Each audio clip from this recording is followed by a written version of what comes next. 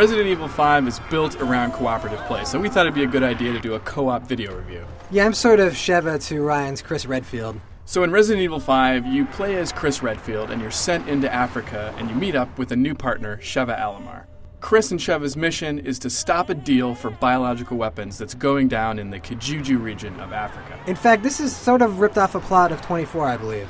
The storyline here is meant to close out the Chris Redfield story arc, and you have past events, those are all brought up, and some mysteries are solved, some questions are answered. This is really a game, at least for the story-wise, that is meant for people who have played a bunch of other Resident Evil games. The first thing you'll notice with Resident Evil 5 is the game looks phenomenal. It performs really well, the environments look great, the scenery is just stunning. Obviously, this is on a new generation of consoles, and it's been built that way, so you get these amazing explosions, the fact that you can actually play online co-op, have it run seamlessly. I mean, every once in a while there's some screen tearing, but for the most part the environments are gorgeous. There's great texture work. I think this is one of the first current-gen games that can actually stand toe-to-toe with a game like Gears of War, just in terms of the overall visual punch that it has. Now, this is a Resident Evil game, but it doesn't play like some of the Resident Evil games you might be familiar with in the past. This is more of an action game than a survival horror game. I would actually go as far to say as that this is really not a Resident Evil game at all. This is an action game that has the overarching themes of Resident Evil mixed into it, but if you go into this thinking you're going to get a corridor shooter with lots of stuff jumping out at you in a creepy atmosphere, it's not here at all. Go into this thinking this is going to be an awesome action movie, and I think you're going to have a great time with it. And again, this game was built as a co-op game, and having a partner at your back at all times makes it less scary. So when you know somebody's behind you who can watch your back, you're just not going to have those oh crap moments. Playing RE5 with a partner, a real live partner, is a lot of fun.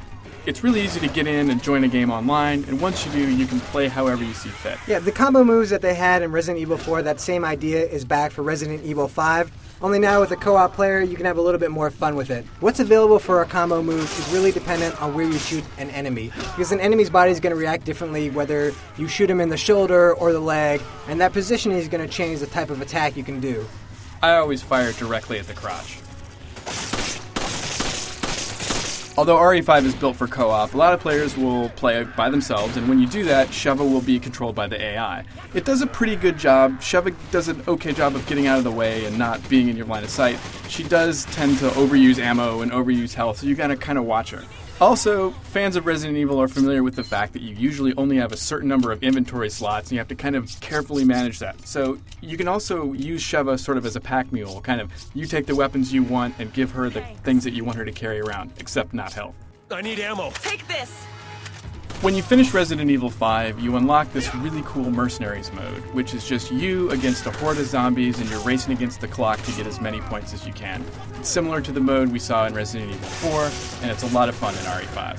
The Mercenaries mode really shows the one feeling of the campaign, and that is the Mercenaries mode is an incredibly intense adventure where you're always worried about how much ammo you have, you always feel like you're about to die, and you always feel overwhelmed, and that's whether you're playing single player or co-op, and there's really none of that feeling brought into the campaign mode itself. And that feeling that Hill was just describing is that classic Resident Evil feeling of always on the edge, almost about to die, almost a crisis, and it's kind of strange that the only time you feel that really is in the Mercenaries mode in RE5. Resident Evil 5 is a great action game, but I'd say it's not really a Resident Evil game in the traditional sense.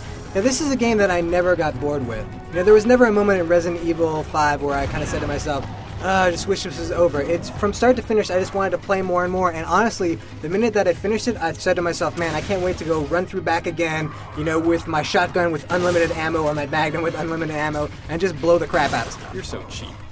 However, I did find it was a little bit too easy, at least on the normal mode when I first played through. I really wasn't finding the challenge that I was expecting from a Resident Evil game. And that plays really into the whole idea that this is a game that just doesn't have that intense, I'm about to die feeling to it. Just that most of the time you can escape, you can actually avoid death the majority of time, and that's because, you know, if you get struck down and you're going to die, I can actually run up to you and heal you in a certain amount of time and save you, just like the way you could with Gears of War, for example. And it just, you always feel like you have a safety net. This may not be the game that Resident Evil fans expected, but it's still a great game. As far as third-person action games go, if you forget the fact that this is a Resident Evil game, I think this is one of the best ones that we've seen so far on this generation. It's just when you factor in that idea that this is supposed to be Resident Evil, that it comes up slightly lacking just because it doesn't have that horror element to it that we've come to expect from the franchise. They've really taken Resident Evil in a new direction with this game, and if you were really looking forward to a kind of a new take on that classic Resident Evil feel, this will definitely fit the bill. For the full review, head on over to IGN.com.